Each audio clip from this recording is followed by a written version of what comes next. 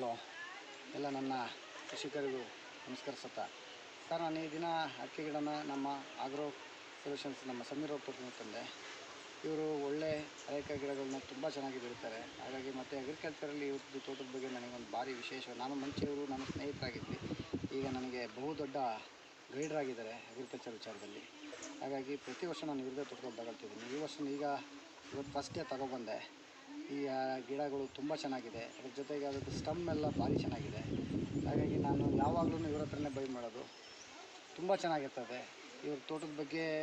ಇವ್ರದ್ದು ವಿಶೇಷ ಅಂತೇಳಿದ್ರೆ, ಇವರು ಅಗ್ರಿಕಲ್ಚರ್ನ ನಮ್ಮ ಸಮೀರ್ ಅವರು ಅಗ್ರಿಕಲ್ಚರ್ ಪ್ರೀತಿ ಮಾಡೋ ಥರಕ್ಕೆ ನಾವು ಇವತ್ತಿನ ಜನ್ರೇಷನ್ಗೆ ಅವ್ರು ನಮಗೆಲ್ಲ ಒಂದು ಮಾಡೆಲ್ ಆಗಿದ್ದಾರೆ. ಹಾಗಾಗಿ ಈಗ ತಗೊಬಂದಿದ್ದೀನಿ. ನೋಡಿ, ಒಂದು ಗಿಡದ ಸ್ಟಮ್ಮು ಯಾವ ಮಟ್ಟಕ್ಕಿದೆ ಅಂತೇಳಿದ್ರೆ ತುಂಬ ಚೆನ್ನಾಗಿದೆ.